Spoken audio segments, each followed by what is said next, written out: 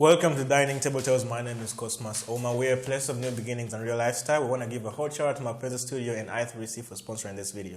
And if you're thinking domain, website, and web hosting, I3C is the way to go. And with that said, we have a guest in our studios. Please introduce yourself. Hello everyone. I'm Emmanuel Kasomi, and what can I say about myself? I'm a student, I'm a finalist, but I as well work professionally as a content creator for social media and all other digital platforms. And I'm a Christian. Who inspires you? Who inspires me? Yeah. Now, I wouldn't say that I have one person who there are thousands There of are them. many people in different areas of my life. Now, I would say musically I have someone who inspires me, and then professionally I have someone who inspires me, and then in other areas of my life. Okay, so music-wise, who is that? There's a Zambian artist. He's called Pompey. Pompey. If it comes to Pompey, he's great. I have all his albums, and he inspires me professionally, and his consistency really. And then career-wise, business-wise, Jeff Bezos. Well, I think there's a guy. He's a creative. He's called Edward Nemusima, and he's a copywriter. Yes, you might not know him. I know him. So I like Edward's creativity. Personally, when I see the work he does, he usually puts it out there. I think I appreciate what he does, and I would love to be as creative or work with someone like that. Okay. To help me in my my passion, to become a copywriter. All right, standing in the area of you and personally yourself, because we understand most of the times we are two in one as much as we are one person. Okay. Because when you're working, there is that one person. Have you ever said no to yourself? And you just said, no, there's no way that's going to happen. But then there's an idea that came, meaning there's someone inside of you that told you that idea, meaning you are two in one. Yeah, if you bring it out like that, I would say there is that time when I'm conflicting with myself. Yes, and there is a two-in-one person that says, don't do it or do it. Yes. I always tell myself, Emma, no, that's not cool. Exactly. That's not cool. Okay, this is cool. Because there's that one time when someone says, imagine when you're naked walking on the street. And you're like, no way. I thought it's only me who comes up with crazy ideas in my head. But crazy ideas. So, when you look at yourself personally, what do you think you're going to become in the next 20 years from now? In the next 20 is a bit far away. It's not. It's okay. Okay, let me say 10. Can you believe 2001 when we used to roll on rollerblades, push things around? I can't remember. Yeah, but I remember 2001. Okay, I do remember, but so you're trying to make me look so old. No. Okay, but anyway, 20 years from now, what I would love to be doing professionally, I would love to, I'm currently studying computer science, but beyond the computer science, I want to major and focus on one area in computer science. That is data science. Data science. So I'm trying to sharpen myself in that particular area professionally, right? And then creative-wise, I want to continue in my passion for content creation. That is what I've been doing professionally with a company that I work with. I don't know if I can mention. A quick question: If you think about you coming back home, Christmas time, what would you want your son to call you? My dad is the policeman. My dad is the president. My dad is the driver. What would your son call you? What if I'm considering singlehood? Singlehood? Yes, without. Yeah, where we will find. People that are always considering that. No, but people that are always doing that in line with you, they're ruiners. I'm not saying marriage is a bad thing, but you're a Christian. I personally I am still growing, so I know it might come along the way, but it's not a thing that I've thought about with a lot of confidence right now. Well, I mean, you're a Christian. The Bible calls us to have a partner, someone to support you and all that. It's not a must. It's not a must, but then we're looking at Adam. Yes. He was in the Bible and he was all alone, and it's the only one time when God says, he says he created the heaven and earth and it was good. He created the moon and the sun and it was good. But then he says it was not good for man to be alone. Exactly. I get you. And he knows when he says it was not good. So when you say you're going to be single, there's a problem. I didn't say I'm going to be single. You understand our brother I didn't say R. I'm Kelly. going to be single. Yes, I understand. R. Kelly. But here is my point of view. I think that, obviously, largely, I am sold out to marriage. I would say it's a good idea, largely. Yes. But there's a percentage of me that thinks to myself, and I ask myself, do I really want to get married? Okay. And if I do, am I really ready to be a father? Am I really ready to take on that responsibility? Yeah. Am I ready, like the Bible calls us and says that, husbands, love your wives as Christ has loved the church. Am I ready to do those things that Christ has done for the church? So you're still self-reflecting. Yes, I'm still self-reflecting. And I'm not disregarding marriage. I'm largely considering it. But I am not disregarding it. But as well, I am not sold out yet. So question is, what would make you curve? What would make you curve towards marriage in a split second? I think God. God, when He speaks with His voice. He speaks. Because are you seeing someone? I was seeing someone. I was. But so was is in past tense people. I was seeing someone. Yeah. But things kind of didn't go as I expected. You hit a rough patch and you died there. Sure, yes, and it did. Yeah. And it did. And I was actually intentional about our relationship. I was focused. I was really thinking about marriage, I would say. I feel like deep inside of me, I have to cherish, love, and make every bit of every person in my life feel loved. Yes. While I still can. Yes. Not say I'll love you tomorrow, yet I'm not sure about tomorrow. All right. So every time I get a chance, I use it. Yes. And at some point, we got into a mix with I wouldn't want to call my beautiful, my ex, because it's not a thing. Still my friend, and we just went off, and we weren't working together because we reached a point when we realized that we're not same ox. Yes. We're not pulling the same yoke. So, I had to free her off. So to say, she freed me off. Every person looks themselves up in the mirror and they say, "Oh boy, I'm cute. Oh girl, man, I'm beautiful," or something like that. You understand? Yes. And they know with this here kind of beauty, I can get any person I want, anytime I want. You understand? Yeah. But then there's one time when you realize that this is high time I sit my ego down and settle for someone. Because marriage calls for respect, surrender, and submission. And submission is a big word. Submitting. Hey. This is a big word, Yeah, there's a lot of actually misconception about it. Yeah, exactly. But have I what? Respected what the Bible says when it comes as to a young person? Because as soon as you get a girlfriend, regardless of whether if you're a Christian or not, if you do not want her to call you fake or a wimp or something, you do some manly stuff even when you're not a man. Have you not crossed the line? Who tells you that? The question is, have you not? No, I have kept pure. I try to keep pure. No, man. Truth is, if you have, applause to you. We were not. I have a question for you. Please. It's a Christian question. All right. I've heard over time in the Bible that the Bible calls them enemies. Enemies. We have enemies. Okay. Those are my enemies. We are Israelites, and those are enemies of the Israelites culture. You understand? Yes. And then the Bible says also, so therefore go out to the world preaching the gospel, baptizing people in the name of the Father, the Son, and the Holy Spirit. And who then is your enemy and who is not your enemy? Okay, that's a nice question. I do not approach, the people who do not believe in what I believe with a mindset of these are my enemies, right? However, I know they could be against what I preach, right? Yeah. They could be against what I preach, but one would call them enemies, but I think the mindset and the attitude with which I approach these people should be one of love and not one of they hate me or I hate them. Yeah, part of what I had last Sunday. I think this is credits to Pastor Dennis. I see you. He said, in other words, enemies are the gloves of the devil.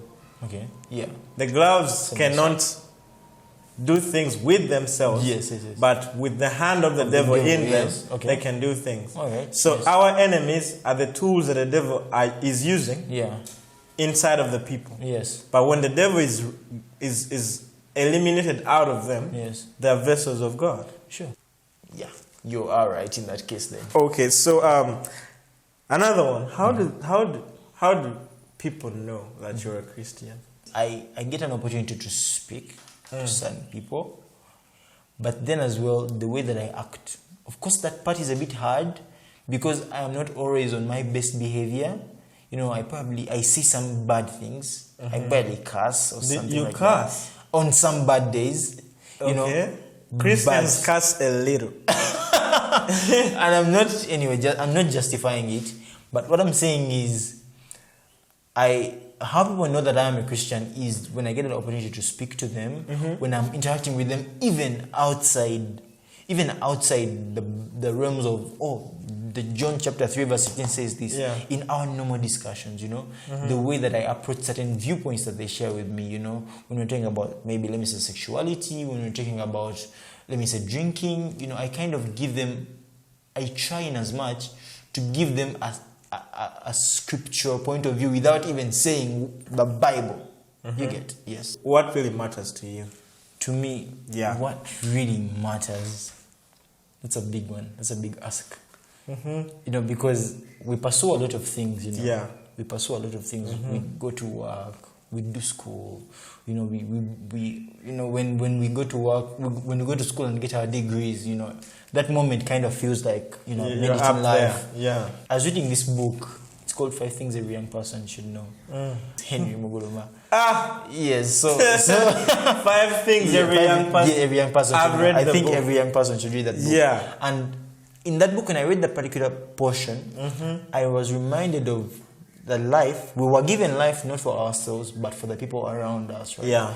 So I think what as I really live matters, life, what really matters, you know, is if I live this life selflessly for those people around me. You know, if I try in as much to be the light in the people, for the people around me. You know, try to show them, trying to help them, trying to direct them in a direction that I really think, even for me, is a good direction. Anyways, we're going to go for a short break, and when we come back, we're going to be speaking about career. And thank you so much for tuning in. Want to give a hot shout out to Mapenzi Studio and I3C for sponsoring this video, and Emma that is here today, the vlogger of all times, man from the East. Welcome back from the break, and this time around, we don't want to waste your time. We're just going to speak about career. Career is something very big and very fundamental in everyone's life. Everyone chooses to have a career, and earlier on I asked Emma, what do you want your kids to call you when you get back home? As much as he says he's not sure yet to whether if he's going to be in a relationship or be married or be a family guy. Everyone wants to be called something when they get back home. Maybe a PhD holder, my dad is a minister, my dad is something like that. But then, for personally, if my son calls me father, that's a good thing, because all that matters to me is for me to share every good thing so that they make life decisions based on the good things I shared. So, speaking of career, Mr. Emma. Yes. What are you working on?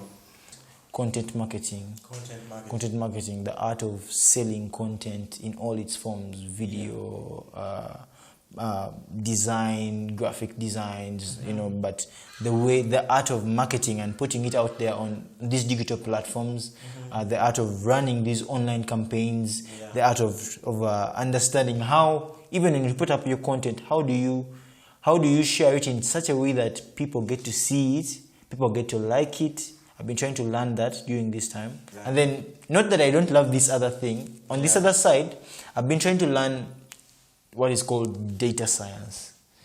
Data science. Now, professionally, I want to pursue data science because I feel like that's where the world is headed. Yeah. You know, data is the new normal, you know, because we have these big companies that are big data companies. So I would want to find or plug myself into that arena of data science, so that I get to influence decisions, influence choices, try to, to make the world a better place. You're going to save us. Okay. They're looking forward to making this. It's a chip that plugs into a human being, and you personally, you would be the Google. Meaning, if you say, I want to learn a guitar, whatever Google is playing inside of that, you're doing with your hands. You want to learn how to cook, like maybe Gordon Ramsay or what is this guy? Whatever, I forgot the name. But you want to cook like him. And so they place a chip. It's a chip that you have that makes you access those things. Okay. You're half robot, half human being, cyborg-ish, but So cyborg sounds very, techie and very. Exactly. A computer beats you on the Bible. You say John 17, it knows it. It reads it for you. Yes. You say the last word in the Bible, it says it because it's a computer. Sure. So that chip is coming forward, and I'm gonna embrace it. And they call it the chip for the devil. Okay. What is your take or say? I think technology is a good thing. But it can as well be a bad thing. Now, when it comes, you've talked about a computer, and the computer beating me at the Bible. That possibly, knowing all the lines, I accept. But then, as human beings, we have a conscience. And one of the fun part about being a human being is the process of being a human being is when you wake up and that unction to learn. When I wake up and I grab this bottle of water and I drink water, conscious because I know that I'm thirsty. When I go to work and I think creatively, when I see a lady and I approach her and maybe tell her sweet things as a human being, when I hug someone and that bond, I think that part of the problem that I do not want computers to bring is taking away the humanity or that thing that makes me a human being, Everything has a good side and a bad side. That's right. That's what the world tells us. Well, the truth is, God does not have a bad side. I repeat, He does not have a bad side. I understand. But at the looks of things, as much as you're trying to help, you're hurting someone else. As much as you don't want the sun to hit this ground here, building a house there, you're hurting the soul underneath it.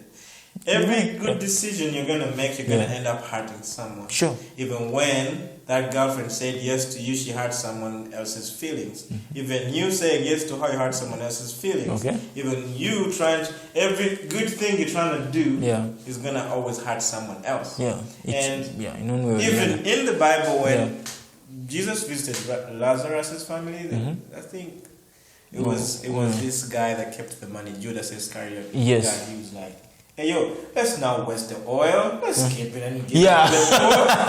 Yes, I remember that story. And then yes. The poor will always be there. I won't be.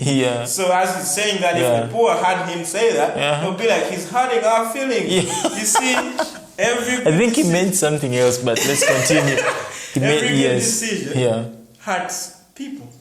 Okay? Yeah, sure. And to me, as much as we said what really matters, to me, if technology hits, 666, mark of the devil, Bible speaks about it. Okay, I'm going to die like that. But the truth is, we are always going to end up doing something bad as much as we're trying to do something good. People that built the Tower of Babel, they were looking forward to going to God, yet yes. Back to you today. I mean, we have stressed the ice. We've burnt everything up and down. And then Sure. I would rather you ask me a few things. You want to ask me. So why did you start the dining table? So let's start with that one. Why did you start the dining table? I personally started the dining table. It was way back in 2016. That's a bit far away. Well, so the idea hit me. And I realized I was growing out of my circle. And maybe going back a bit to school versus career. As you were pursuing school, versus what you thought you would be in the future. Because I assume now we are in the future. Do you see a correlation? Do you think school pointed you to that direction? Me growing up, we're limited to 5 things: lawyer, doctor, pilot, soldier. All of us. All of us. That was it. Maybe president. Yes. And not everyone can become president. So growing up, I always wanted to be a soldier because my dad is. Yes. And then I realized I hate running. Oh, and soldiers run often? They run like from here to Ginger. 40 kilometers, something like that. And then I used to admire my uncle. He passed on. He got Rest in hit. peace.